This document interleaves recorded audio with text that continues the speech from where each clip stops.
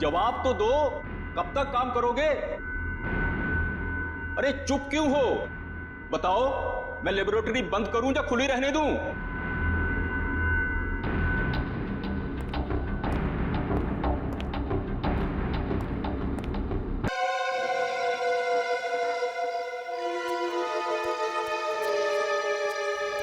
ये आदमी कर क्या रहा है अंदर? बाहर निकलने का नाम ही नहीं ले रहा। सो गया है क्या अंदर? कमाल के लोग, दूसरे के टाइम की तो कोई वैल्यू ही नहीं।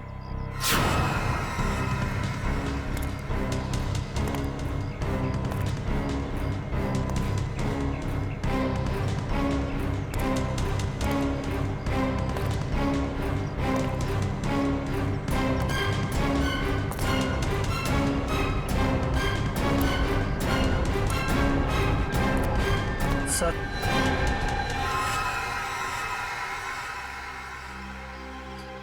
इतना लेट? ये सर्विस है तुम्हारे रिजॉर्ट की? सॉरी सर, आपने कैंची मांगी थी, वो तो नहीं मिली। चाकू लेकर आया, इससे काम हो जाएगा। तो ब्लडी लाउजी पीपल, 10:30 हो गए, मीटिंग्स करनी है, अपॉइंटमेंट्स है, और अंदर ये आदमी बैठ के धरना दे रहा है। सर, आप अंदर नहीं जा सकते सर। हेलो भैया, सुन रहे हैं आप?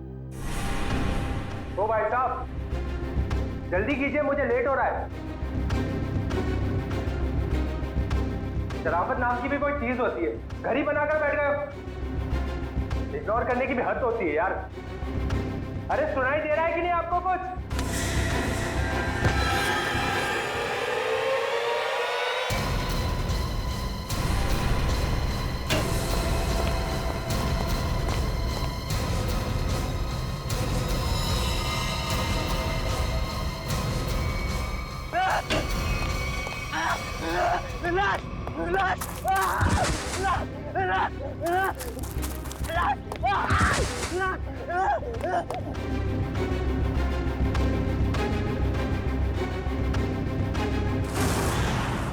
हाँ मैं पार्टी में आने की कोशिश करूंगी, कुछ प्रॉमिस नहीं कर सकती।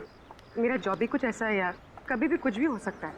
ठीक है, चल अब मैं रखती हूँ, बाय। नहीं, बिल्कुल नहीं चलेगा। रात को 1 बजे 2 बजे कोई भी कभी भी आके चले जाएगा। जवान लड़की के घर में रात के टाइम में किसी लड़के का आने का मतलब हम अच्छी तरह से जानते हैं। क्या चल रहा है यहाँ पे? हाँ, और ये रो क्यों रही है? आप इनसे ही पूछिए ना, इसने क्या चाला रखा है यहाँ पे। देखिए मैडम, ये सोसाइटी है और हम सब फैमिली वाले हैं, और ये कैसी कैसी हरकतें करके रखी हैं यहाँ। हरकतें? आपका क्या मतलब है? इसका मतलब ये है कि ये दोनों लड़के रात बिरात इसके घर आते हैं, दरवाजा खटखटाते हैं, शरारत करते हैं। और तुम एक बात कान खोलकर सुन लो, तुम यहाँ से खुद से चली जाओ, नहीं तो हम सब मिलकर तुम्हें जबरदस्ती यहाँ से निकाल देंगे। एक मिनट, शांत हो जाइए आप लोग। कौन है ये लोग? मुझे नहीं मालूम कौन है ये। 2 दिन से मेरी रूम पार्टनर नहीं है, और ये लोग रोज रात को आके मुझे तंग करते, जबकि मैंने इनको कभी देखा भी नहीं है। देख जिया, झूठ मत बोल। तू ही हमें बुलाती है और अब पहचानने से मना कर रही है। हाँ, कसम से हमेशा खुद ही फोन करके बुलाती है हमें। देखो, झूठ मत बोलो, मैं तुम लोगों को नहीं जानती हूँ। पता नहीं ये लोग मुझे क्यों बदनाम कर रहे हैं। देखो, झूठ और सच का फैसला कहीं और जाकर करना, समझी? गुप्ता जी, इस बात का फैसला अभी कीजिए आप, और अगर आपसे भी नहीं होता है तो हम सब मिलकर इस लड़की का कमरा खाली कर देंगे। प्लीज सर, ऐसा मत कीजिए। देखो, मैं तुम्हें भाड़े पे घर देने के वक्त कहा था ना, हमारे सोसाइटी का रूल बहुत सख्त है। क्या बोला था ना? बोलो। प्लीज सर, इसमें मेरा कोई कसूर नहीं। फिर भी 2 दिन में मेरी रूम पार्टनर आ जाएगी, तब मैं अपना सारा सामान यहाँ से शिफ्ट कर लूंगी।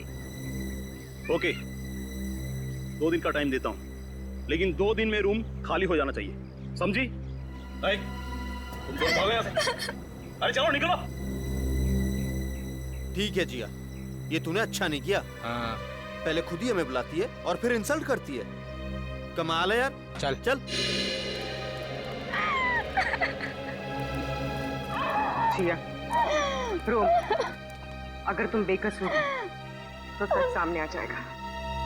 तुम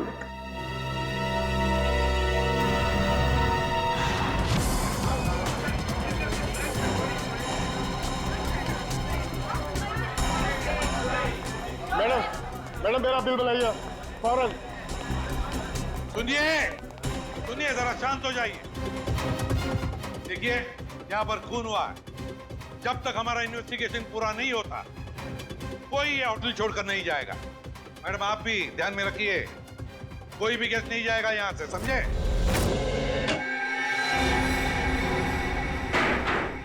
सर बॉडी नहीं है। बॉडी नहीं है? ये कैसे हो सकता है? बॉडी गई कहां? बॉडी कैसे गायब हो गई? कैसे हो सकता है? और सर अगर किसी ने मर्डर किया है और अगर वो बॉडी ले गया तो फिर ये सिर क्यों छोड़ गया? वही तो, अगर सिर यहां छोड़ा और लाश कहीं पर लेकर गया तो कोई ना कोई निशान तो होने चाहिए था। किसी ना किसी ने तो देखा होगा। कोई ना कोई तो जगह हो सकती है। कहां गई लाश? हुआ क्या यहाँ पर? नहीं नहीं नहीं नहीं, यहाँ पर जो कुछ भी हुआ है ना सांखे, यहीं पर हुआ है, इसी 4 दीवारों के अंदर, इस स्टीम बॉक्स में, यहीं पर। सर इस सिर को देख के ऐसा लगता है किसी ने बहुत ही बेरहमी से कत्ल किया इसका, लेकिन यहाँ पे एक भी खून का निशान, कोई धब्बा, कुछ भी नहीं है। एग्जैक्टली, अगर सिर कटा है तो खून होना चाहिए था इन दीवारों पर, खून होना चाहिए था इस फर्श पर, लेकिन यहाँ पर खून का कोई भी निशान नहीं, कोई धब्बा नहीं। यहाँ देखो इस बॉक्स में खून का कोई भी निशान नहीं, कोई भी निशान नहीं, ना कोई हथियार का निशान।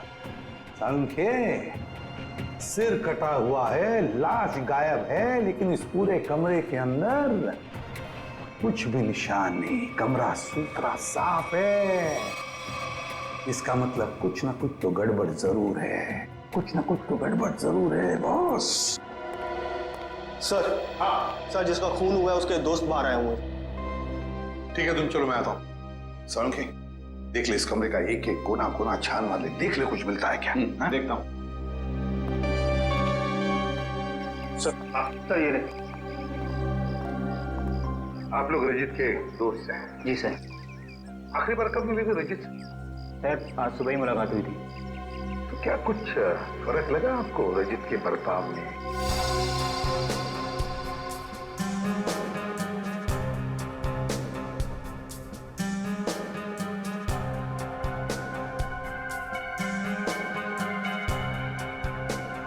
सर ऐसी तो कोई बात नहीं है। इनफैक्ट हम जिम से साथ में ही आ रहे थे, कॉरिडोर में मेरी उससे बात भी हुई, बहुत फ्रेश और बहुत खुश लग रहा था वो। अरे रजित, कैसी रही तुम्हारी मसाज? हाँ, हल्का महसूस कर रहा हूँ। सेमिनार के लिए आए पर ऐसा लग रहा है वेकेशन के लिए आए हैं। मुझे लगा तुम वाकई में वेकेशंस के लिए ही आए हो। अरे कहीं सेमिनार में सो मत जाना। नहीं, मैं आधे घंटे के लिए स्टीम बात कर लूँ, फिर टॉक्सिन्स भी क्लीन हो जाएंगे और मैं फ्रेश भी लगूंगा। सर उसके बाद हम दोनों यहाँ स्टीम रूम में आए और वो स्टीम रूम का अटेंडेंट रिकी, सर रिकी ने ही स्टीम रूम तैयार किया था रजित के लिए। Good morning sir. Good morning Ricky. 10 बजे का अपॉइंटमेंट है मेरा। Yes sir. सर आप साइन कर दीजिए। Thank you sir. आइए सर।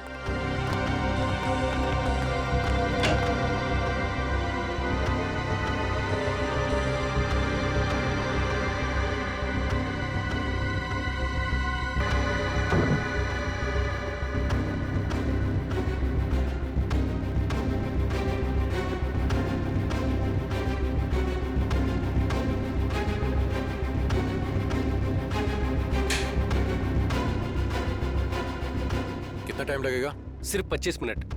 चल रजित एंजॉय कर, ब्रेकफास्ट में मिलते हैं। चल ठीक है, ओके। स्टीम रूम का अटेंडेंट रिकी। रिकी, ये स्टीम रूम का अटेंडेंट रिकी कहाँ है? जरा बुलाओ उसे।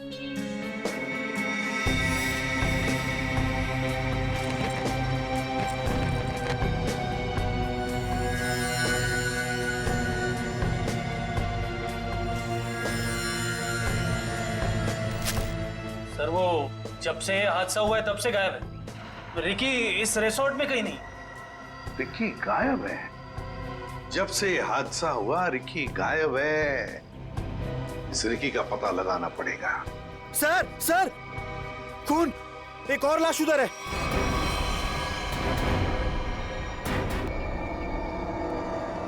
ये हो क्या रहा है आपके होटल में? हाँ, एक सिर मिला है जिसकी लाश गायब और अब ये दूसरा खून।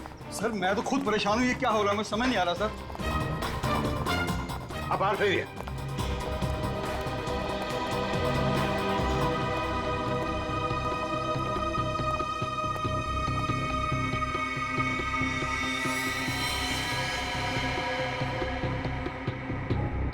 छाती में दो वार किए हैं। सर काफी गहरा है, पूरी ताकत से बात करेंगे। हाँ,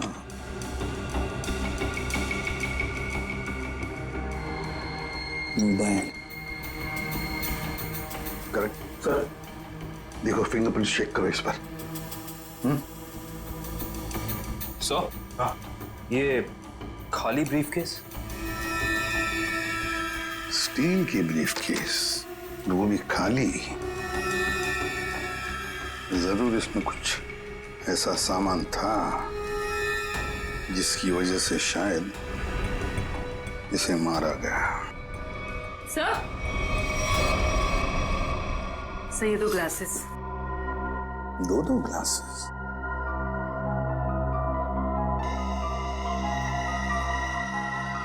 लिपस्टिक वगैरह के तो कोई मार्क नहीं, लेकिन एक बात तो पक्की है कि यहाँ पर इसे मिलने कोई आया तो था जरूर। कोई ऐसा आदमी जिसे शायद जानता था, जरूर जानता होगा उसे। क्या नाम क्या था इस गेस्ट का? सर विनय नाम था इनका, और यहाँ पे होने वाले सेमिनार के लिए आए थे। विनय? तो इससे मिलने अगर जो भी कोई आया होगा उसका रिकॉर्ड तो हमें रिसेप्शन से मिलेगा ही ना? जी सर।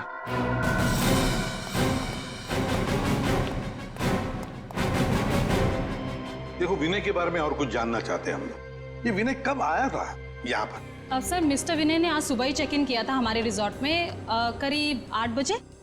8 बजे? जी। अकेले ही आया था या कोई साथ में भी था उसके? नहीं सर, वो अकेले ही थे। उनके रूम में कोई बाहर से विजिटर आया था? नहीं सर, बाहर से तो कोई नहीं आया था, लेकिन उनके सेमिनार से उनके रूम में कोई गया हो तो उसका पता नहीं हमें। अच्छा, विनय के बारे में कुछ खास बात याद आती है तुम्हें? मेरा मतलब है कुछ भी, यू नो? आपके रिसोर्ट में इस ब्रीफकेस के लिए कोई पर्सनल लॉकर है? आई एम सॉरी सर, हमारे रिजॉर्ट में ऐसी कोई फैसिलिटी नहीं है। ओके। हाँ सर, उनके पास एक छोटा सा स्टील का ब्रीफकेस था जिसे वो कुछ ज्यादा ही संभाल के रख रहे थे, और उसके लिए उन्होंने पर्सनल लॉकर के बारे में भी पूछा, बट सर हमारे रिजॉर्ट में ऐसी फैसिलिटी नहीं है। स्टील का ब्रीफकेस? लगता है ये वही स्टील का ब्रीफकेस है जो हमें उसके बेड पर से मिला है। जरूर उसके अंदर कोई कीमती, कोई इंपॉर्टेंट सामान होगा। सर ऐसा भी तो हो सकता है कि इस विनय की मौत का यही कारण हो। हाँ सर, विनय के रूम में कोई होटल के बाहर से नहीं, होटल के अंदर से आया था और दोनों साथ में ही बैठे थे। सर। हाँ करण। सर इस फोन पर जो फिंगरप्रिंट थे उसे उठा लिया सर। Very good. देखते हैं आखिरी फोन किसका था। पार्टनर? जरूर किसी पार्टनर ने फोन किया था विनय को। पता लगाना पड़ेगा है कौन ये पार्टनर।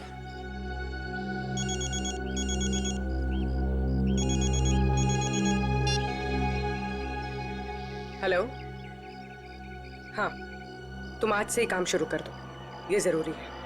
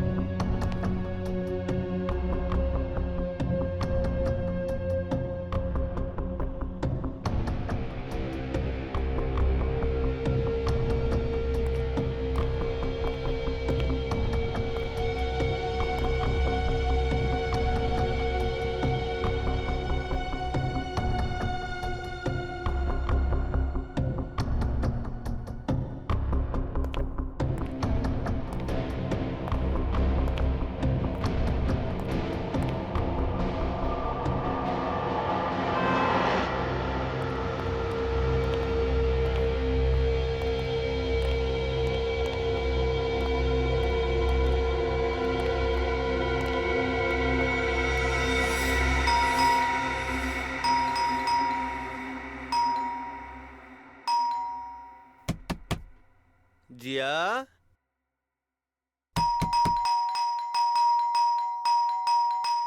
दरवाजा खोलो जिया।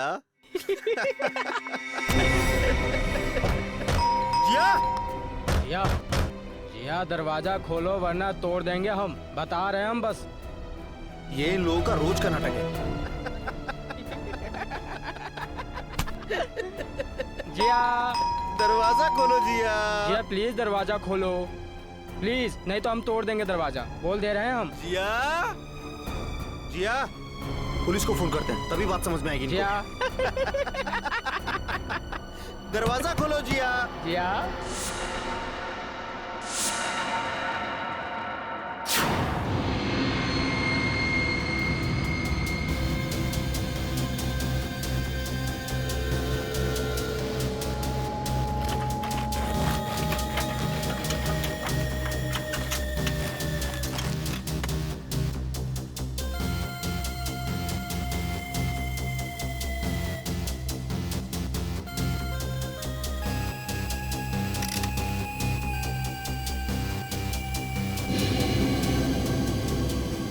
सर, आता रहेगा।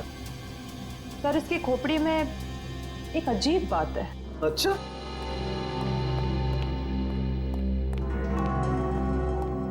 क्या अजीब बात है? सर इसकी गर्दन पे ना तो किसी चीज से काटने का निशान है और ना ही तोड़ने का। लेकिन कोई ना कोई निशान तो जरूर होना चाहिए। हाँ, कोई निशान तो होना ही चाहिए। अगर हथियार का नहीं है तो किसी और चीज का निशान होना चाहिए जिससे मारा गया। और इसकी खोपड़ी का अंदर का हिस्सा बिल्कुल खाली है। ऐसा लगता है जैसे कि सारी चीजें पिघलकर बह गई हो। ऐसा कैसे हो सकता है तारिका? इसके अंदर कोई मोम तो होता नहीं, खून है, मसल्स हैं, टिश्यूज हैं। हाँ, लेकिन ये खोपड़ी बिल्कुल खाली है। अच्छा तारिका, इसकी खोपड़ी में से जो फ्लूइड निकला था, तुम उस फ्लूइड को चेक करो, उसमें जरूर कुछ ना कुछ मिलेगा।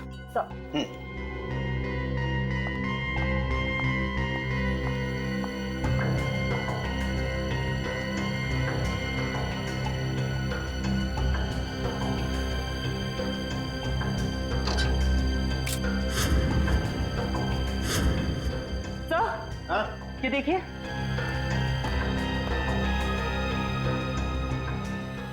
अरे एसिड, इसकी खोपड़ी के अंदर एसिड। सर इसका मतलब है एसिड या किसी केमिकल से इसके सर के अंदर के हिस्से और इसके शरीर को पिघला दिया गया और फिर स्टीम बॉक्स के ड्रेन पाइप से बाहर निकाला गया। हाँ, और वो भी 30 मिनट के अंदर। सर ये कैसे हो सकता है? हमने तो पढ़ा था कि कॉन्सेंट्रेटेड एसिड में किसी भी बॉडी को पिघलने के लिए कम से कम 20 घंटे लगते हैं। You're right, श्रेया, 20 घंटे ही लगने चाहिए, लेकिन इस केस में ऐसा नहीं हुआ। एक और बात, इस ड्रेन पाइप में मुझे कैल्शियम फॉस्फेट, जिससे इंसान की हड्डियां बनती हैं, वो और कुछ टिश्यूज के टुकड़े मिले हैं। मुझे लगता है जिस एसिड से इस आदमी के शरीर को पिघलाया गया है, ये एसिड किसी की इन्वेंशन है, कोई नई खोज। हाँ सर, उस बॉटल के निचले हिस्से से जो निशान बना था जिस केमिकल से, वो भी एसिडिक है और हमारे किसी केमिकल से मैच नहीं करता। लेकिन सर, अगर इस एसिड ने रजीत की बॉडी को पिघला दिया तो फिर वो स्टीम बॉक्स क्यों नहीं पिघला? वो इसलिए क्योंकि ये एसिड किसी मेटेलिक चीज को नहीं पिघलाता है और इसीलिए इस एसिड को कांच की बोतल में रखा गया था। सर फिर तो उसे बहुत दर्द हुआ होगा। नहीं वंश, मुझे नहीं लगता है इसे दर्द महसूस हुआ होगा। क्यों सर? क्योंकि श्रेया पहले इसे बेहोश कर दिया गया था। मतलब पहले इसे बेहोश किया गया, फिर मारा गया, उसके बाद स्टीम बॉक्स की ड्रेन पाइप से बहा दिया गया। बहुत ही डरावना और भयानक तरीका है किसी की जान लेने का। हाँ, और बहुत ही अजीब भी। ये सब कैसे किया गया होगा, ये कौन सा एसिड है, ये सब पता लगाने के लिए मुझे थोड़ा वक्त लगेगा। लेकिन सर, अगर ये किसी का आविष्कार है, नई खोज है, तो जाहिर सी बात है उसने इसके पेटेंट को रजिस्टर करवाया होगा। बिल्कुल करवाया होगा। इंटरेस्टिंग। इसका मतलब जिसने भी पेटेंट रजिस्टर करवाया है उसकी सारी इंफॉर्मेशन हमें गवर्नमेंट ऑफिस से मिल सकती है। हेलो, क्या? रजीत का? ओके। अभी पता चला है कि विनय ने जिस पार्टनर वाले नंबर पे फोन किया था वो और किसी का नहीं बल्कि रजीत का नंबर था। इसका मतलब विनय और रजीत एक दूसरे को जानते थे और रिजॉर्ट में विनय के कमरे में हमें जो 2 ग्लासेस मिले थे उनमें से एक ग्लास शायद रजीत का था। अब तो विनय के घर वालों से ही पता करना पड़ेगा। रिकी घर पर नहीं है, तोड़ दो दरवाजा।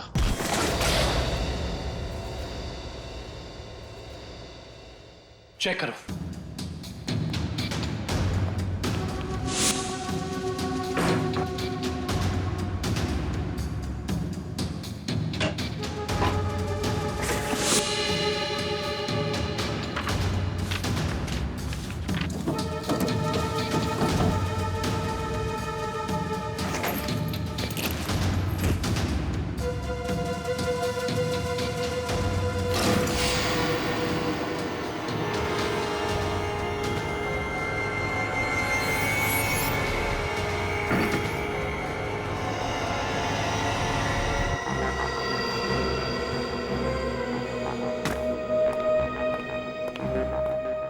ये बॉटल देखो, इसका नीचे का हिस्सा बिल्कुल वैसे ही है जैसा निशान हमें रिजॉर्ट के स्टीम रूम में मिला। ओह, तो इस केमिकल से रिकी ने रजीत की बॉडी पिघलाकर उसका खून कर दिया है। हाँ, लेकिन एक स्टीम रूम का अटेंडेंट किसी को इतनी चालाकी से नहीं मार सकता। ये उसके दिमाग का काम हो ही नहीं सकता। कोई है जो उससे ये करवा रहा है। कौन करवा सकता है ये सब? इसका जवाब तो रिकी देगा। हाँ, और उसके लिए रिकी का मिलना बहुत जरूरी है। चलो बाहर लोगों से पूछते हैं, शायद उसे जाते हुए किसी ने देखा। एक्सक्यूज मी, आप लोग सब यहीं आसपास रहते हैं? जी जी। ये वो रिकी रहता है यहाँ पे, आप लोग उसे जानते हैं? आज आपने उसे देखा? हाँ सर, मैंने देखा उसे। बड़ी जल्दी में लग रहा था और एक बैग भी था उसके हाथ में। अच्छा, यहाँ से किस तरफ गया था वो? सर उस तरफ। उस तरफ? हाँ सर, एक ट्रक आया और रिकी उस पे बैठ के निकल गया। थैंक यू, चलो उस डायरेक्शन में देखते हैं।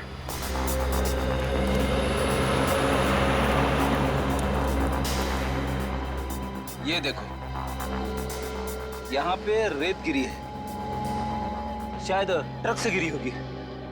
इसका मतलब जिस ट्रक में रिकी गया वो ट्रक बिल्डिंग मटेरियल लेके जा रहा था। यहाँ आसपास कुछ कंस्ट्रक्शन चल रहा है, ढूंढना पड़ेगा।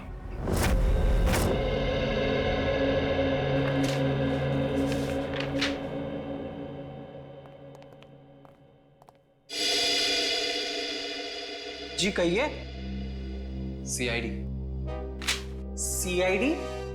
जी, पिछले हफ्ते में जितने भी एसिडिक केमिकल्स को पेटेंट कराया गया है उन्हें रजिस्टर करवाने वालों के नाम और पते हमें चाहिए। केमिकल का कोई नाम भी तो होगा। आप वो फाइल हमें दे दीजिए, हम खुद ढूंढ देंगे। ठीक है।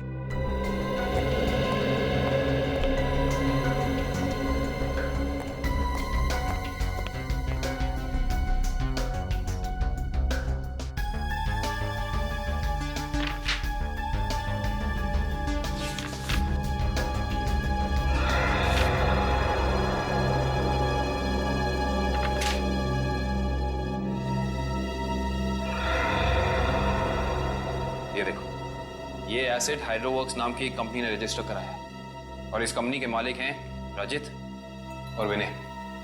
इसलिए विनय के सेल फोन पे रजित का नंबर पार्टनर के नाम से सेव था। रजित अपने खोज से मरा और उसका पार्टनर विनय एक बंद कमरे में मरा हुआ मिला। इंटरेस्टिंग। ये केस तो और भी ज्यादा उलझता जा रहा है।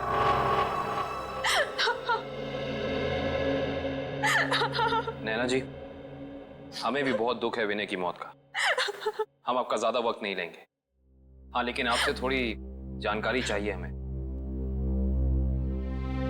मुझे तो अभी भी समझ नहीं आ रहा कि विनय से किसी की क्या दुश्मनी हो सकती है। बेहद शरीफ और मिलनसार इंसान थे मेरे विनय। अच्छा, ऐसा कोई हादसा या कभी उनकी किसी के साथ कोई तू तू मैं हुई हो या कोई दुश्मनी, कुछ याद है आपको? दुश्मनी तो कोई नहीं थी, पर हाँ कुछ दिनों से उन्हें कुछ धमकी भरे फोन जरूर आ रहे थे। धमकी? कौन थे ये लोग?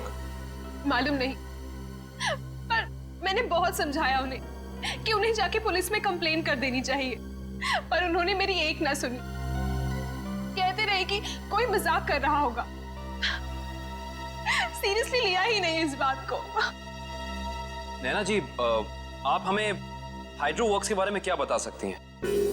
हमारी इंफॉर्मेशन के हिसाब से विनय और अजीत दोनों पार्टनर्स थे और इन दोनों ने मिलकर एक बहुत ही खास केमिकल की खोज की थी। देखिए, मैं बस इतना जानती हूँ कि वो दोनों साथ में काम कर रहे थे, बस।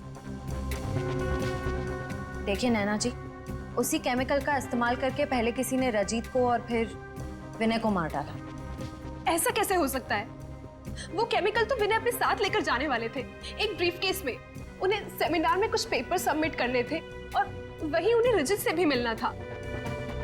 अच्छा नैना जी, क्या पहले कभी ऐसी कोई घटना हुई है जिससे हमें कोई सुराग मिल सके?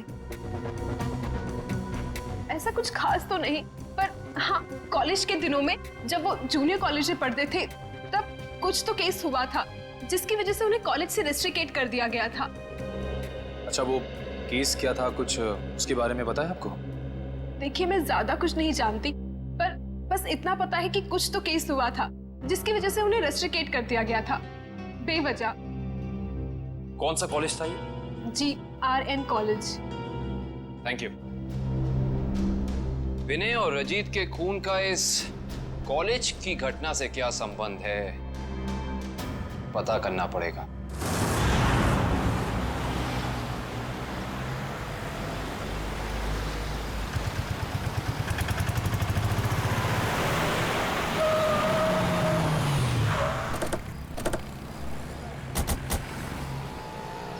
ये देखिए, रेत यहाँ पे पड़ी हुई है और ये देखो टायर के मार्क्स। इसका मतलब ट्रक यहाँ पे आके रुक गया था, लेकिन ये कंस्ट्रक्शन का काम भी तो बंद है। यही वजह है कि अब हमें ये पूरी जगह चेक करनी होगी। आओ अंदर चलकर देखते हैं।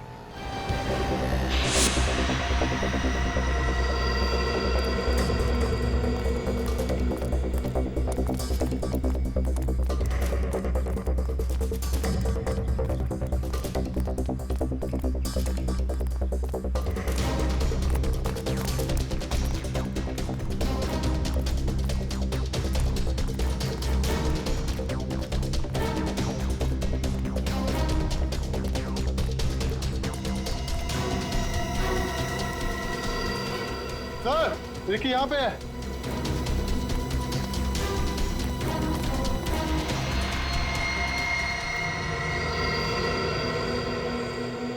रिकी, रिकी, ये तो ठंडा पड़ गया। हाँ सर, इसकी स्किन भी कड़क हो गई है। पहले से हॉस्पिटल पहुंचाओ।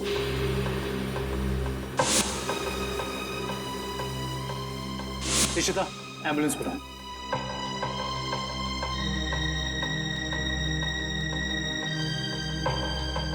इसके शरीर पे जेल जैसा कुछ लगा हुआ है, जिसकी वजह से इसका शरीर अकड़ गया होगा। और ये देखिए, आसपास के पत्थरों पे भी जेल जैसा ही है। ये देखो,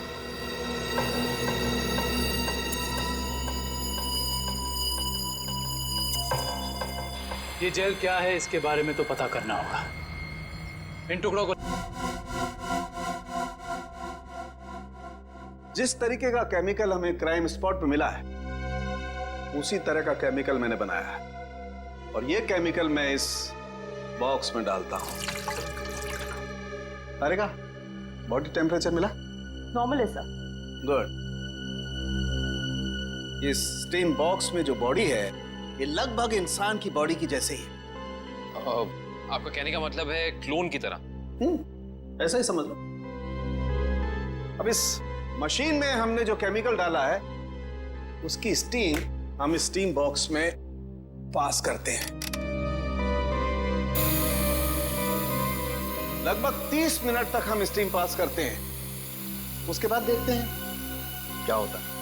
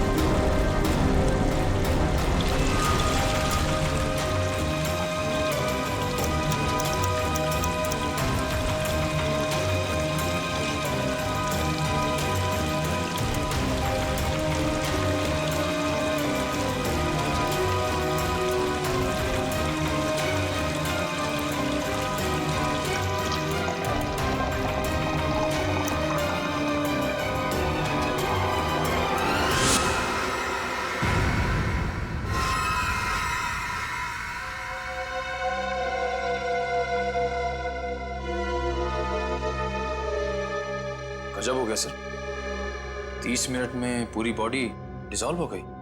हाँ निखिल, ये केमिकल बहुत पावरफुल है। थोड़ी सी मात्रा में पूरी की पूरी बॉडी पिघल करके बह जाती है। रिकी की बॉडी भी इसी केमिकल की वजह से फ्रीज होकर के अकड़ गई थी। आई सी, बहुत ही खतरनाक केमिकल है ये।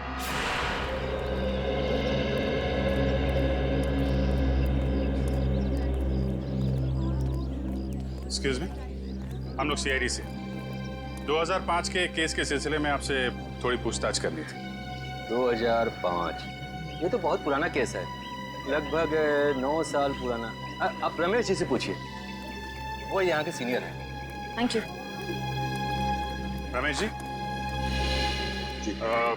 हम लोग सीआईडी से 2005 में एक घटना हुई थी जिसमें रजित और विनय का नाम आया था। रजित और विनय? सर अब क्या है कि हर साल इतने लड़के लड़कियां आते हैं तो नहीं, उस केस में इन दोनों लड़कों को रेस्ट्रिकेट किया गया था। रेस्ट्रिकेट? अरे हाँ, याद आया, उस साल कॉलेज के एक स्टूडेंट की मौत हो गई थी और इन दोनों लड़कों का नाम भी उस केस से जुड़ गया था। काफी बवाल हुआ था। ये स्टूडेंट कौन था और उसकी मौत कैसे हुई? मैडम, बहुत अजीब तरीके से हुई थी। ये किस्सा लेबोरेटरी में हुआ था।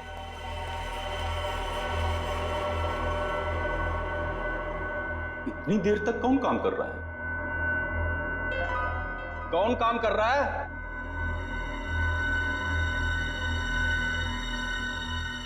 अरे भाई, खोगे का काम में जवाब तो दो, कब तक काम करोगे? अरे चुप क्यों हो? बताओ, मैं लेबोरेटरी बंद करूं या खुली रहने दूं?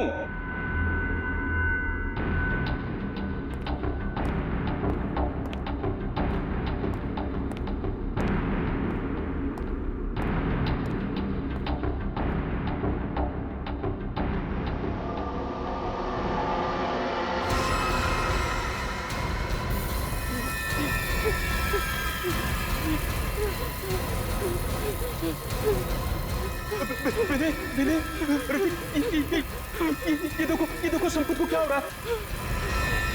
सर बचाइए इसे, प्लीज सर बचाओ इसे। सर देखिए ना संपत को क्या हो रहा है। सर देखिए ना। क्या क्या क्या कुछ करो भाई। सर क्या हो रहा है, देखिए ना सर बहुत भयानक था वो। ऐसा मैंने पहले कभी नहीं देखा था। एक आदमी खड़ा था और खड़े खड़े पिघल गया। संपत नाम था उसका, पुलिस केस भी हुआ था और विनय और रजित को रेस्ट्रिकेट किया गया था। इस केस से जुड़ी सारी फाइलें चाहिए। हेलो, कहाँ? कौन से रेस्टोरेंट? ठीक है, मैं पहुंचती हूँ, नजर रखना।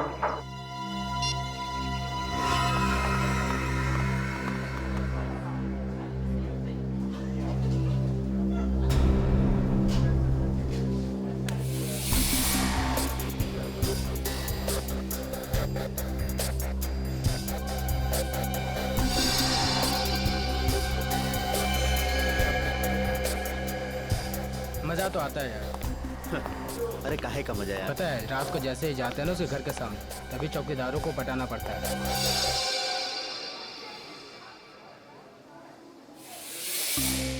मैडम, आप यहाँ कैसे? तुम लोग क्या समझते हो? तुम लोग कुछ भी करते रहोगे और तुम्हारा कोई कुछ नहीं बिगाड़ सकता।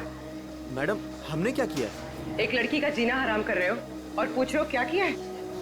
टेढ़ी बात करोगे ना तो सीधा करना हमें आता है। क्यों कर रहे हो ये सब? मैम, हम खुद नहीं गए उसके घर, वो खुद ही हमें बुलाती थी। हम पहले भी बता चुके हैं मैम आपको। और मैडम, आपको जानना ही है तो आप जिया से बात करो ना, वो क्यों बुलाती है हमें? वो झूठ नहीं बोलती है। सर हम सच बोल रहे हैं सर, हमारा यकीन कीजिए प्लीज। हाँ जानता हूँ, राजा हरिश्चंद्र के चेले हो ना तुम लोग। देखो, लास्ट चांस दे, सच सच बताओ, उस लड़की को क्यों परेशान कर रहे हो? और अगर सीआईडी का तरीका अपनाऊंगी ना तो तोते की तरह बोलना शुरू कर दोगे।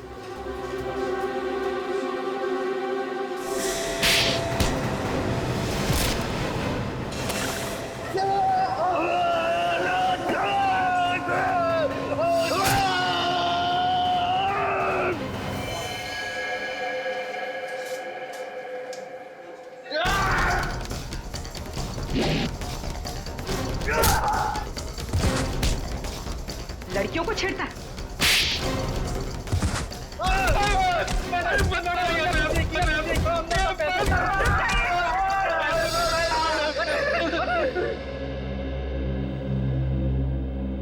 किसके कहने पे किया ये सब? एक्सपेरिमेंट हो रहा था साइंस लैब में 2005 में और बेस्ट इन्वेंशन करने वाले को स्कॉलरशिप मिल रही थी। ये तो स्टूडेंट पिघल के मर गया था संपत। इसने एक स्पेशल एनेस्थीसिया बनाया था बेहोश करने की दवा, जो किसी भी मसल को 5 मिनट के लिए फ्रीज कर सकती थी। और ये रजित और विनय, इन्होंने एक ऐसा केमिकल बनाया था जो किसी भी चीज को 30 मिनट के अंदर पिघला सकती थी। सर ये देखिए।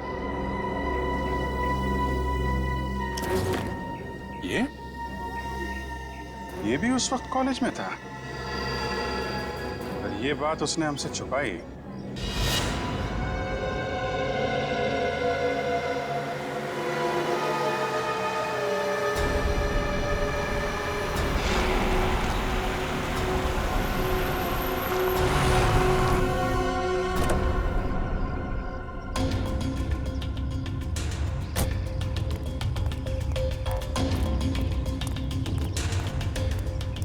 पैसे लिए?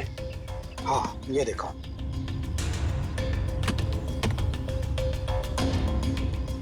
अब खुश? गुड। ये रहा तुम्हारा सामान।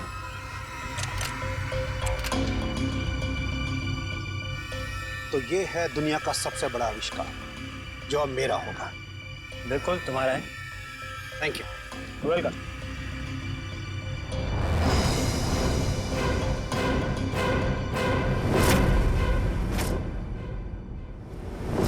ये चुप चुप के क्या कर रहे हो? हैं? क्या कर रहे हो चुप चुप के? आगे मत बढ़ना, वरना ये बोतल इसी के साथ मैं फोड़ दूंगा। मत बढ़ना आगे, कह रहा हूँ आगे मत बढ़ना, नहीं तो ये मारा जाएगा। तुम यहाँ से जा नहीं सकते हो, छोड़ो उसे। आगे नहीं बढ़ना। कहा ना, मैं झूठ नहीं बोला, झूठ नहीं बोला मैं। पीछे रहो, आगे मत बढ़ना।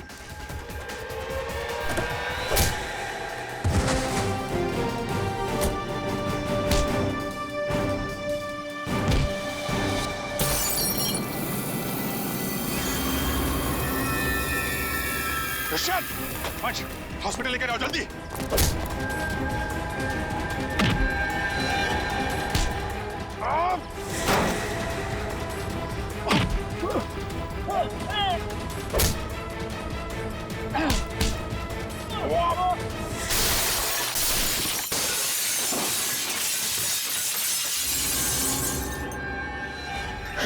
हाँ, मैं नहीं मारा उसे।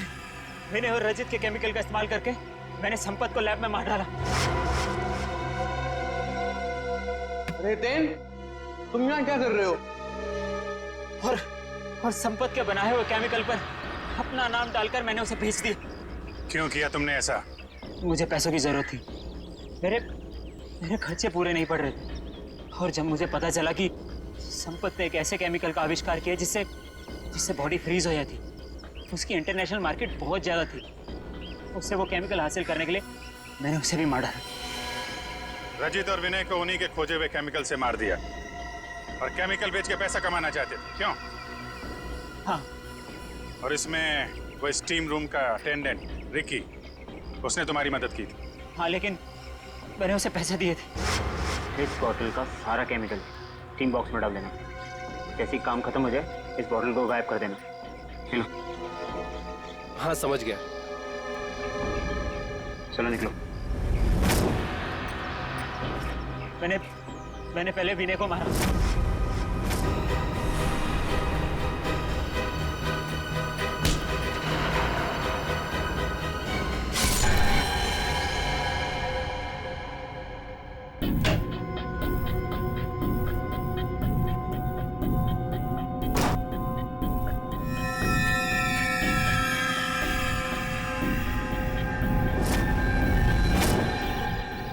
और फिर रिकी की मदद से मैंने रजित को खत्म कर दिया।